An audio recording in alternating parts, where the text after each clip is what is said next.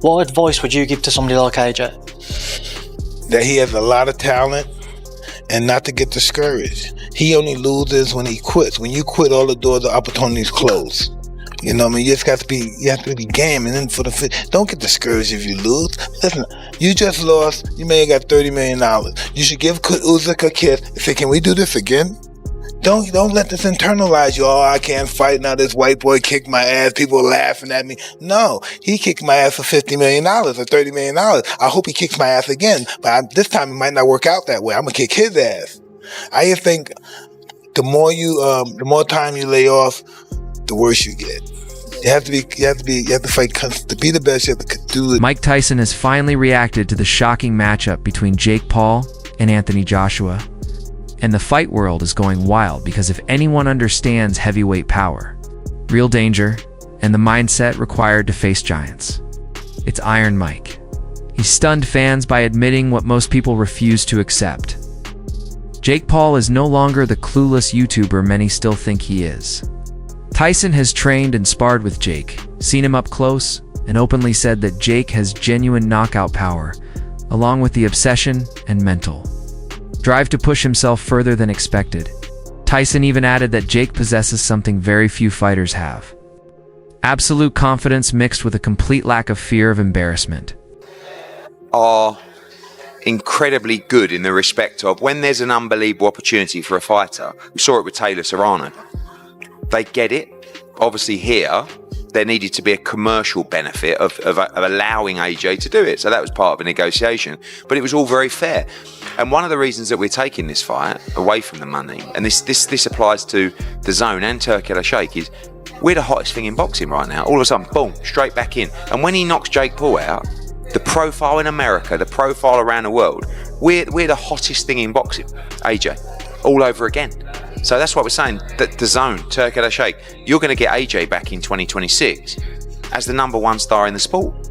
And there'll be some people watching who's going, "Oh, no, he's not." Who will be bigger than AJ? Right now, after Miami's press conference today, and after he does a job on Jake Paul, who's the biggest star in boxing? Knocked out within the first probably half of the fight, and they're probably gonna let him let loose towards the end. You guys are all gonna see a fight where in the first 4 or 5, it's just gonna look like, oh, how come Anthony Joshua's not engaging that much? And in the last 3 rounds, Joshua's just gonna start laying the ham. And if Jake doesn't get knocked out, it's like, dude, Jake, he's with the heavyweight. Jake is going to come out looking good. And guess what? Joshua's gonna make a fat check. Well, I think you just ruined my dreams a little bit, dude. I was really excited for this fight, and now I'm not so excited. That was real, man. It's gonna be on Netflix, isn't it? Yeah. Well, thank God it's free. They're talking right now about doing Anthony Joshua, Jake Paul. What? Jake Paul apparently wants that fight, and he agreed to, I think it was 99% to 1, where Joshua gets 99% of the money, and he also had a lot of accusations over the years for a guy who's had no amateur fights. What's he had, about 10 or 12 fights? I'm not sure what he's had. And, you look at the opposition he's had, and people saying, when's he going to fight somebody? He stepped up. He's stepping up to a 2-time world champion, a genuine heavyweight, a proper heavyweight champion, and an active fighter. And this is a big moment for him. And you got to take your hat off to him for that. As regarding AJ, I'm sure AJ's wants a fight back after that, that unbelievable loss he had against Daniel Dubois. That was quite an emphatic loss. He wants to come back, get himself, dip his toe in the water. He's going to get paid a lot of money for this. This fight's going to generate a lot of money because for me, it's a fighter. Jake Paul's going to be a massive underdog against a big favourite, a big odds-on favourite. Can he do it or not? This is a car crash, and people will watch it. That's what people do at car crashes, and that's what this is.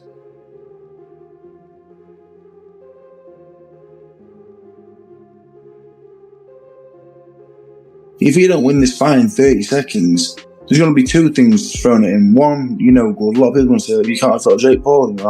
You're terrible. You're never any good. So forget he was 2-time great champion of the world. Who's the fellow that struggled with Jake Paul? And God forbid he gets beat. Imagine if he got beat, or he gets dropped, or the rest of his career can't pretty much for nothing in most people's eyes.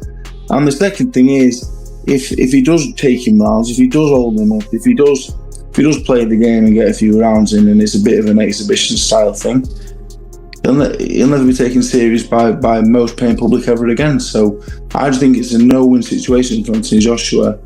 Apart from the 50 million quid, of course, which is not too bad. Yeah, I ain't gonna lie, bro. This is crazy. Who you got in this fight? I gotta go Jake. Oh God. Who the fuck is he fighting? Jake's good. I'm not betting on this fight. Why not? Joshua's good. That's your man. Tyson warned that Jake Paul's confidence and fearlessness are dangerous traits that can topple giants. But everything changes when the opponent is Anthony Joshua. Mike explained that if Jake wants to survive against someone like AJ, he needs much more than belief. He needs real skill, sharp footwork, and strict discipline. Joshua, Tyson emphasized, is nothing like Nate Robinson, Tyron Woodley, or Ben Askren. He is a two-time heavyweight world champion with the kind of knockout power that can change a man's life in one punch. Tyson broke down how Joshua's size is not just big, but overwhelming the weight. The reach, the muscle density, the high-level experience, all of it creates a massive gap Jake cannot ignore.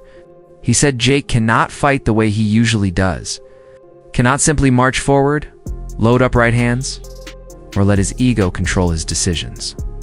Because one clean heavyweight shot from a man like Joshua would end the night instantly. The cojones this motherfucker has, from a Disney kid to YouTube to he can fight anyone and get views and make fucking money. This crazy wild boy sends out the bat signal, the British bat signal for Anthony motherfucking Joshua. You know how crazy that is? I will say this. I don't think any of Jake Paul's fights are fixed in any capacity. At all. Not even close. I don't get down that narrative. Again, I know online that's a fun narrative, all that shit. I will say this though.